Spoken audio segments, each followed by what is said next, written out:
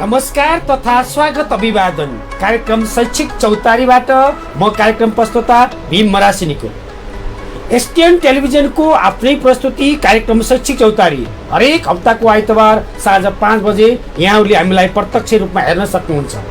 नेपालको शिक्षा नीति विगत र वर्तमान यसैको सेरोफेरोमा रहेर हामीले शिक्षाका विविध व्यक्तित्वहरूको बारेसँग अन्तर्वार्ताहरू हामीले लिने गर्दछौँ। उहाँहरूको जीवनबाट भावी पुस्ताले के सिक्न सक्छ, नेपालको शिक्षा क्षेत्रले के प्राप्त गर्न सक्छ, यी र यस्तै बहस र पैरवीको चौतारी हो कार्यक्रम शैक्षिक चौतारी। आज पनि हामीले शैक्षिक चौतारीको यो बसाइमा एकजना अतिथिलाई आमन्त्रण गरेका छौँ। खास गरेर स्याङ्जामा जन्मेर काठमाडौँलाई कर्मथलो बनाउनु भएका शिक्षाका जानकार व्यक्तित्व आजका अतिथि हुनुहुन्छ गोपाल प्रसाद भट्टराई। खास गरेर नेपाल कमर्स क्याम्पसका अध्यापक, लोकसेवा आयोगका प्रशिक्षक, अल्टरनेट एजुकेसन फाउन्डेसनका चेयरम्यान र विभूति शिक्षा सदन काठमाडौँका प्रिन्सिपल गोपाल प्रसाद भट्टराईसँगको कुराकानी अबको पालोमा। गोपाल सर नमस्ते। सर धन्यवाद सर, नमस्कार। आराम हुनुहुन्छ? हजुर एकदम ठिक छ सर। काठमाडौँदेखि दाङसम्मको यात्रा कस्तो रह्यो? एकदमै राम्रो सुखद रहिरहेको छ। हजुर हामी यही शैक्षिक कुराहरू बाँड्दै हजुर तुलसीपुरसम्म आइपुग्ने क्रममा सरहरूसँग भेटघाट भयो। केही विगतमा पनि हामीले यो शिक्षासँग केही कुराकानी गरेको हिसाबले हजुर सरसँग यो कुराहरू यहाँ आएर सेयर गर्न पाउँदा बस्न पाउँदाखेरि धेरै खुसी लागेको छ। अनि खास गरेर गोपाल सरको परिचय, यहाँको जन्म खास कहाँ भयो, कहिले भयो र शिक्षा दीक्षा कहाँबाट कसरी सक्नुभयो? मेरो चाहिँ जन्म स्याङ्जा जिल्लाको अहिलेको कालीगण्डकी गाउँपालिका, हजुर पुरानो चाहिँ कृष्णगण्डकी गाउँ गाविस भन्थ्यो, हजुर त्यहाँ चाहिँ मेरो जन्म भएको हो। हजुर र त्यस पछाडि मैले स्कुल चाहिँ त्यहीँको भगवती माध्यमिक विद्यालयबाट स्कुल सकेँ। हजुर र त्यो स्कुल सक्दा बित्तिकै 10 कक्षा पास गर्दा बित्तिकै मलाई टिचर बनाइयो। ओह त्यसपछि अब चाहना त अर्कै थियो, मेडिकल इन्जिनियरिङतिर जान्छु भन्ने थियो, तर पेसा चाहिँ अर्कैतिर गयो। तर त्यो पेसामा पनि खुसी नै छु। त्यहाँबाट भनेको झन्डै 15 वर्षको उमेरदेखि हालसम्म टिचिङ प्रोफेसनमै छु, पढाउने कार्य नै गरिरहेको छु। त्यसपछि स्याङ्जाको सदरमुकाम कुतली बजारमा एउटा प्राइभेट बोर्डिङमा पढाउने काम गरेँ। हजुर त्यसपछि त्यहाँबाट अगाडि बढ्दै जाँदाखेरि मास्टर्स डिग्रीको लागि काठमाडौँ गएँ। हजुर काठमाडौँ कीर्तिपुर पढेँ। त्यसपछि अलिकति पढाइमा अझै व्यावहारिकता भएन कि भनेर काठमाडौँ युनिभर्सिटीमा पनि हजुर अर्को मास्टर्स जोइन गरेँ। यसरी पढ्दै अगाडि बढ्दै यहाँसम्मको यात्रा। अनि यहाँको खास विषय के थियो? यहाँको जुन मेजर विषयहरू? मेरो मेजर विषय चाहिँ म्याथमेटिक्स हो। हजुर अनि मैले त्यो म्याथमेटिक्समा चाहिँ मलाई आफूलाई एकदमै गर्व लाग्ने विषय र यसमा मैले एउटा छुट्टै खालको थेसिस पनि गरेको छु। जियोजेब्रा भन्ने छ, जियोजेब्रा। हजुर हजुर त्यो विषयमा मेरो रिसर्च पेपर चाहिँ त्यसमा पनि हो। र यो बाहेक मैले लोकसेवा पढाउने काम गर्छु नेम लगायतका ठुल्ठुला संस्थाहरूमा र नेपालभरि लोकसेवा पढाउँदै हिँड्छु। विशेष गरी नेपाल कमर्स क्याम्पसमा चाहिँ 10 वर्षदेखि फ्याकल्टीको रूपमा काम गरिरहेको छु। अनि खास गरेर यहाँको जुन काठमाडौँ बसाइ होइन, खास गरेर त हामी ज्ञान आर्जन गर्नको लागि हामी गाउँबाट सहर पस्छौँ। अनि सहर पसिसकेपछि फेरि त्यही गाउँको सेवा गर्न छोडेर हामी सहरमुखी किन भयो होला सर? अब यसमा 2-3टा कुराहरू भयो। हजुर नेपालको शिक्षामा चाहिँ अलिकति समस्या के देखियो भने हामीले पढेको शिक्षा पनि अलिकति म कहिलेकाहीँ एक्लै कोठामा बसेर पनि सोच्ने गर्छु, हजुर कतिको व्यावहारिक छ त। हजुर जस्तो अहिलेको अर्थतन्त्रलाई केही पाटोहरू जोड्न थाल्यो भने पनि नेपालको अर्थतन्त्र एकदमै धराशाही बनेको चारैतिर हामीले संसारहरूमा देखिरहेछौँ। हजुर ब्याङ्कहरूमा गयो, ब्याङ्कहरू पनि त्यस्तै हाहाकारी मचिरहेको छ, इकोनोमिक क्राइसिस छ। अब गाउँबाट सहरसम्म पुगेर गाउँमा आएर सेवा गर्न खोज्यो भने एउटा समस्या चाहिँ के भयो भने तपाईँको जति सहरमा इन्कम हुन्छ त्यो गाउँमा गर्न नसकिने भयो। अनि एउटा हिसाबले हामी आफै शैक्षिक बेरोजगार जस्तो देखियो। जति उत्पादन हुनुपर्ने उत्पादनमूलक शिक्षा, जति चाहिँ व्यावसायिक शिक्षा हुनुपर्ने हो, उत्पादनमा जोड दिएको जुन शिक्षा हुनुपर्ने हो त्यो नदेखेका कारणले एउटा बजारतिर लाग्यो र बजारमा रोजगारीका अवसरहरू पनि प्रशस्त रूपमा हुने, अझै टिचरको नाताले पढाउनको लागि चाहिँ जागिरबाट खाली हात हुन नपर्ने कारणले गर्दाखेरि विशेष गरी गाउँ फर्किनुभन्दा बजारतिरै सेवा गर्नु राम्रो लागेर म यसरी काठमाडौँमा छु। खास गरेर शिक्षाको उद्देश्य रोजगारी कि समाजसेवा, यसलाई कसरी हेर्नु भएको छ? अब यसलाई समाजसेवा भन्ने कुरा त धेरै ठुलो कुरा हो। हजुर हजुर समाजसेवा भनेकै यो त सबैतिरबाट जोडिएर आएको हो। यसमा रोजगारी पहिलो त आफू बाँच्नु पर्यो। अब हाम्रो नेपालमा चाहिँ चलन के छ भने आफू बाँच्नु छैन, बढी आदर्शका कुरा गर्ने, काम केही पनि नगर्ने चलन छ। त्यस कारणले पहिला परिवर्तन आफैबाट सुरु गर्नुपर्छ भन्ने हिसाबले फर्स्टमा त आफ्नो रोजगारी नै भयो। एउटा व्यक्तिको मेरो पर्सनल कुरा गर्दा त्यो रोजगारी पछाडि आफूले केही इन्कम जेनेरेट गरिसकेपछि समाजसेवा गर्नुपर्छ। त्यसमाथि हाम्रो यो शिक्षक पेसा विशुद्ध घाँटीले जे दिन्छ त्यसैबाट कमाउने पेसा। त्यस कारणले यो समाजसेवा पनि अटोमेटिक भइहाल्छ। अनि अहिले हामीले यहाँले पनि भन्नुभयो शिक्षाका नीतिका कुराहरू गर्दाखेरि यहाँले आफूले अध्ययन गर्दै बेलाको शैक्षिक अवस्था र अहिले यहाँ एज त्यो शिक्षा दिने ठाउँमा आइपुग्दाखेरि यो 15-20 वर्षको दौडानमा यहाँले हेर्दाखेरि नेपालको शिक्षा नीति कस्तो पाउनु भएको छ?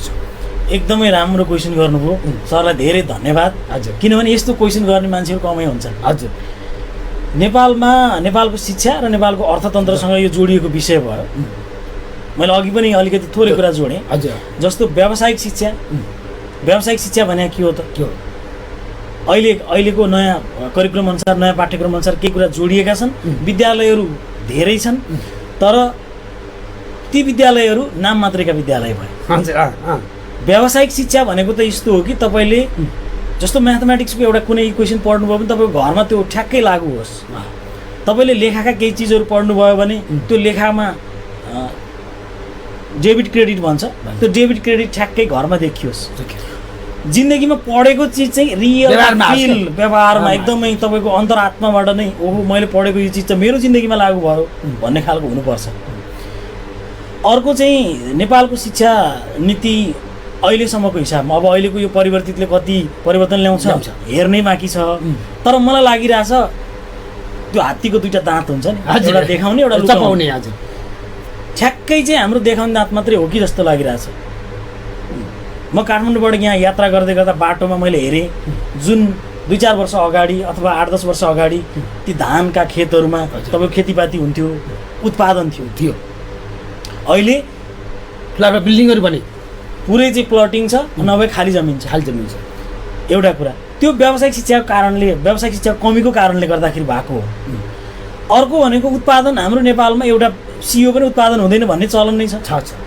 यत्रा शिक्षा दिने संस्थाहरू छन्, के चिज उत्पादन गरेका छन् त? ल सरकारहरूले एकचोटि सोचेर विचार गर्नुहोस् त। तपाईँहरूले दिएको शिक्षाले, हामीले दिएको शिक्षाले भन्नु कतिको मेन पावर जसले चाहिँ नेपालमा यो उत्पादन गरिरहेको छ भन्न सक्ने क्षमता छ नेपालका मान्छेहरूसँग? त्यस कारणले उत्पादनमा जोड जबसम्म दिँदैन तबसम्म तपाईँ हामी हाम्रा भावी सन्ततिको भविष्य सबैको धरापमा पर्नेवाला छ। अब यहाँनिर गोपाल सर नि अथवा हाम्रो टिचिङ लर्निङ प्रोसेसको अब यहाँनिर कमजोरी हो कि अथवा पाठ्यक्रम नै हाम्रो त्यस्तो किसिमको बनाइयो कि अथवा हाम्रो यो शिक्षाका जुन माथि बस्ने पोलिसी मेकरहरू छन् नि यिनीहरूको दोष हो यहाँनिर? अब यसमा सबभन्दा पहिलो कुरा त तपाईँको शैक्षिक नीति बनाउने मान्छेमै गयो। हजुर, किनभने टाउकोबाटै सुरु हुन्छ नि त मान्छेको सोचाइ। हजुर, त्यो पोलिसी मेकरले म कस्तो मेन पावर उत्पादन गर्दैछु भन्ने कुरा त्यहाँबाट सुरु हुन्छ। उहाँहरूले त्यही अनुसारको पाठ्यक्रम विदहरूलाई जिम्मा दिनुभयो। उहाँहरूको सोचाइ पनि अलिकति पोस्ट मोडर्न टाइपको नभएर पुरातात्विक खालको भयो। हजुर, अनि अर्को कुरा भनेको कामको त्यो वर्गीकरण छ नि, स्पेसिफिकेसन। हजुर, जस्तो तपाईँको माछा मासु उत्पादन गर्नलाई के गर्ने त? विद्यालय शिक्षामा कसरी जाने? तपाईँको उद्योग धन्दाहरू कसरी स्थापित गर्ने? त्यो उद्योग धन्दाहरूको विषयमा हुनु पर्यो। अब हाम्रो समाज कस्तो भइदियो भने विदेश पठाउनु पाए गर्व गर्ने। बस छोरो कहाँ छ? अस्ट्रेलिया। हो, ग्रेट। यसमा त त्यो शिक्षा नीति बनाउनेदेखि तलको हाम्रो घर परिवारसम्मको भयो र त्यो सबै इमेज चाहिँ बच्चामा गयो। त जब बच्चामा त्यो इमेज गयो बच्चाले के सोच्छ? म त सानैदेखि दाई अङ्कल काका कसको छोरो विदेश गएको छ उसको फोटो हेर्छ अनि विदेश जान्छ। अनि हामी विद्यालय चलाउने संस्था चलाउने मान्छेहरू हामी नाफामुखी मात्रै छौँ। हजुर, अब नीति नै माथि ठिक नभएपछि विद्यालयले के गर्छ? अर्काले यो यसले त्यो गर म पनि दिएको छु। कपिराइट। तपाईँको अरू एउटा सानो इक्जाम्पल दिन्छु। घरमा चाहिँ वायरिङ बिजुली त चलेको छ नि, त्यो बिजुली चाहिँ तपाईँको सर्ट आउट भयो भने हामी घरको मान्छेले बनाउनु जान्दैनौँ। एकदम सामान्य चिज घरबाट सुरु गरौँ। घरमा पानीको पाइप चुयो, त्यो बनाउने शिक्षासम्म विद्यालयले दिन सकेका छैन। घरमा एउटा सानो मोबाइलको स्क्रिन त सानो गयो, त्यो हामी बनाउन जान्दैनौँ। कम्प्युटरको जमाना यत्रो आइटीमा चाहिँ संसार फड्को मारिसकेको छ छैन। हामी के सोचिरहेछौँ, फलानाको छोरो विदेश गयो, त्यसलाई मेरो छोराछोरी विदेश कसरी पठाउने। नेपालमा मेन पावर अबको 10-15 वर्षमा हेर्दै जानु होला, नेपालमा बुढाबुढी बाहेक कोही हुनेवाला छैनन् जस्तो लाग्छ मलाई चाहिँ। सबै विदेश पठाएपछि अनि अलिअलि भयो, सहरतिर गयो। उत्पादन गर्ने भन्ने कुरा अब गाउँमा कृषि त पुरै जिरो नै भइसक्यो। अब कृषि सबै इन्डियामा निर्भर भयो। इन्डियाले नाकाबन्दी लगाउँदाखेरि के हालत होला। अर्को भनेको जबसम्म देश विकासको लागि चाहिँ कृषि र उद्योगको विकास हुँदैन, देशको अर्थतन्त्र यो अहिलेको स्थिति जुन छ त्योभन्दा अझै भयावह भएर जान्छ। र मेरो विचारमा चाहिँ श्रम शक्तिलाई जबसम्म नेपालमा रोक्न सकिँदैन र उचित शिक्षा नै हो। म आफै लोकसेवा पढाउने टिचर, तपाईँको कर्मचारी र यतापट्टिको निजामती कर्मचारी र शिक्षकको विभेद छ। अनि सबैभन्दा ठुलो चिज त शिक्षक होला नि, उसलाई सम्मान गर्नुपर्ने। त्यहीँबाट बिग्रिया छ। नीति निर्माणकै तहबाट यो बिग्रेको हुनाले यसलाई सुधार गर्न सकियो भने केही राहत मिल्थ्यो कि भन्ने मलाई लाग्छ। गोपाल सरले यहाँनिर बडो डरलाग्दो तथ्याङ्क प्रस्तुत गर्नुभयो र के हामी यति धेरै निराशा पालेर बस्न सक्ने अवस्था पुगेका छौँ हामी? एकदमै। अलिकति सोचौँ, विदेशमा हाम्रो काम गर्ने मान्छेहरू श्रम शक्ति छ जो काम गर्न योग्य छ, 20 देखि 50 वर्षको मान्छे भन्छ। धेरैभन्दा धेरै गाउँमा जानुभयो भने मान्छे खोजेर भेटिँदैन, सबै विदेश छ। कसले उत्पादन गर्ने? अनि त्यो 50 जना मान्छे जान्छ र एउटा ठुलो चाहिँ नि धनीमानी भनौँ न, नेपालमा सोकल रिच त्यो धनीमानी मान्छेले उता चाहिँ 80 जनाले कमाएको बराबरको यहाँ एउटा कार किनिदिन्छ, त्यो पनि विदेशबाट। नेपालमै उत्पादन भएको भए त समस्या थिएन। हो, विदेशबाट कमाएर ल्याएको पैसा विदेश गयो। अब त्यसको बारेमा त रेमिटेन्सले धानेको देश भन्छन्। हजुर। रेमिटेन्सले धानेको देशलाई सबै त्यो चाहिँ तपाईँको भइरहेछ के भने उताबाट पैसा आउँछ, यताबाट कार किन्दा अथवा विलासिताका वस्तुहरू ल्याउँदाखेरि सबै चिज बाहिरिएको छ भनेपछि त्यो के भन्छ, रेमिटेन्स र यतापट्टिको वस्तु आयातको स्थितिले बराबरै जस्तो उत्पादन छैन भनेपछि यहाँका मान्छेले के खाने त? यस्तो खालको स्थिति छ। र यसको सुधारको लागि चाहिँ मैले आफ्नो पक्षबाट पहिलो कुरा चाहिँ शिक्षा नीति नै व्यावहारिक हुनु पर्यो, व्यावसायिक हुनु पर्यो, कृषिलाई जोड दिनु पर्यो र त्योभन्दा पनि बढी उत्पादनमूलक उद्योगहरू सरकारवालाले सुन्ने हो भने चाहिँ हरेक प्रदेशमा कम्तीमा 50-100 चाहिँ उत्पादनमूलक उद्योग धन्दाहरू खोल्नुपर्छ। र विदेशमा पाउने स्यालेरी भन्दा नेपालमा कम भएको सुरुमै सरले जोड्नुभयो। विदेश जानुको कारण के, सहरमा जानुको कारण के भन्नु? त्यो विदेशमा उसले 50-60 हजार पाउँछ भने यहाँ पनि त नेपालका उद्योग धन्दाहरूले 50-60 हजार दिने लेभलमा पुग्नु पर्यो। खास गरेर गोपाल सर, मैले यहाँलाई कहाँनिर जोड्न चाहेँ भने हाम्रो यो अहिलेको नयाँ पुस्ता खास गरेर किन यसरी मातृभूमिप्रतिको मोह उनीहरूमा हट्यो र विदेशप्रतिको मोह बढ्यो? यहाँले त त्यो लोकसेवा अध्ययन गर्ने बालबालिकालाई पनि युवाहरूलाई पनि पाउनु भएको छ, एउटा स्कुलमा पनि इन्भल्भ हुनुहुन्छ, रिसर्च सेन्टरमा पनि इन्भल्भ हुनुहुन्छ, एउटा वाणिज्य क्याम्पसमा पनि इन्भल्भ हुनुहुन्छ। यहाँले ती युवाहरूको मनोविज्ञान कसरी अध्ययन गर्नुभएको छ? युवाहरूको मनोविज्ञान अध्ययन गर्दा मैले अघि भर्खरै 2टा लाइन जोडिसकेको छु। विदेश जाँदाखेरि तपाईँको 60-70 हजार पाइन्छ। नेपालमा काम गर्यो भने कति पाइन्छ त? 15-20 हजार एउटा कुरा। अर्को, नेपालमा काम गर्ने मान्छेलाई नेपालको सोसाइटीले इज्जत गर्दैन, सम्मान गर्दैन, मान गर्दैन, मर्यादा दिँदैन। सबभन्दा पहिलो कुरा त आत्मसम्मान हो नि। विदेशमा गएर टोयलेट सफा गरेर यहाँ पैसा पठाउँदा चाहिँ ऊ खुसी छ, परिवार खुसी। उसले उहाँ के गरेको छ, कसो गरेको छ थाहा छैन। हजुर। यहाँ नेपालमा चाहिँ तपाईँको लाखै रुपियाँ कमायो भने नेपालमा यसले त्यही त गरिरहेछ, के पो उपलब्धि गर्यो। त्यस्तो खालको एउटा मानसिकता। अर्को चाहिँ नेपालमा काम गर्ने मान्छेहरूलाई तुच्छ दृष्टिकोणले हेर्ने त्यो चलन। अनि अर्को कुरा भनेको घर परिवारदेखि साइकोलोजिकल्ली मैले सुरुमै भने विदेश पठाउन पाए चाहिँ गर्व गर्ने, ओहो मेरो छोरो, यो कुरा। अर्को चाहिँ देशप्रतिको माया नजाग्नुमा राजनीतिक कारण पनि हुनसक्छ। देशको राजनीतिक इन्स्टेबिलिटीको कारणले स्टेबल छैन। छैन। कहिले यो चेन्ज भयो, कहिले यो चेन्ज भयो। प्रधानमन्त्रीको नाम पनि 1 वर्षमा बच्चाले 5 चोटि 6 चोटि सम्झिनु पर्ने स्थिति। यो राजनीतिक अस्थिरताको कारणले पनि नेपालप्रतिको वितृष्णाको एउटा मेजर कारण यो पनि हुनसक्छ भन्ने मलाई लाग्छ। आदरणीय दर्शकबिन, यहाँहरूले हेर्दै हुनुहुन्छ एसटिएन टेलिभिजनको पर्दाबाट कार्यक्रम शैक्षिक चौतारी र आजको चौतारीको यो बसाइमा छौँ। म कार्यक्रम प्रस्तुता भीम मरासिनी र आजका अतिथि विभूति शिक्षा सदन काठमाडौँका प्रिन्सिपल, अल्टरनेट एजुकेसन फाउन्डेसनका चेयरम्यान र लोकसेवा आयोगका प्रशिक्षक र त्यसै गरी नेपाल कमर्स क्याम्पसका अध्यापक गोपाल प्रसाद भट्टराई। र भट्टराई सर, खास गरेर के हामी अथवा हाम्रा शिक्षाविदहरू, शिक्षामा लामो समय योगदान दिएका शिक्षाविदहरूले बनाएको पोलिसी फेल हुनुमा को दोषी छ? यसमा मेजर दोषी त मैले सुरुमै अघि पनि दोहोऱ्याएँ सरलाई। यसमा चाहिँ हाम्रो सुरुमा चाहिँ के भन्छ टाउकोबाट हाम्रो सुरु हुन्छ।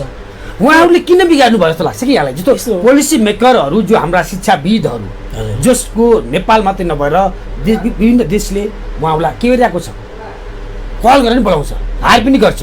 राम्रा विद्वानहरू पनि नाममा कल हुनुहुन्छ, नाम लिँदा पनि। तर उहाँहरूले बनाएको शिक्षा नीति नेपालको माटो सुहाउँदो किन भएन जस्तो लाग्छ? यसमा नेपालको माटो सुहाउँदो नहुनु भनेको, जस्तो तपाईँलाई म एउटा इक्जाम्पल दिन्छु। हजुर, बाटोमा तपाईँले कुनै पसलमा, कपडा पसलमा डमिला लगाएको लुगा हुन्छ नि, हुन्छ। त्यो डमिला लगाएको लुगा राम्रो देखेर किन्न गएको जस्तो भयो क्या। आफ्नो शरीर हेर्नु छैन, डमिला राम्रो देखियो भनेर किनेको जस्तो। के उसलाई राम्रो भएको आफूलाई त हुँदैन हो? नेपाली माटोलाई सुहाउने शिक्षा के हो त? भनेपछि हामीले युरोपियन अथवा पाश्चात्य शिक्षाको नियमलाई कपी गर्यौँ। कपी मात्रै गरियो, तर माटो सुहाउँदो त्यसलाई ढाल्न सकिएन। यो नै समस्या हो। र यो बाहेक अहिले चाहिँ हामीले विशेष गरी अल्टरनेट एजुकेसन फाउन्डेसनमा हामीले जति पनि शिक्षासँग जोडिएका छन्, हामीले प्रिपरेसनका क्लासहरू पनि त्यहाँ गराउँछौँ। र मसँग जोडिएका, म लोकसेवा आउने विद्यार्थी, म कलेजमा पढाउने विद्यार्थी, सबैलाई चाहिँ शिक्षा भनेको जीवनमा फिल जबसम्म हुँदैन तबसम्म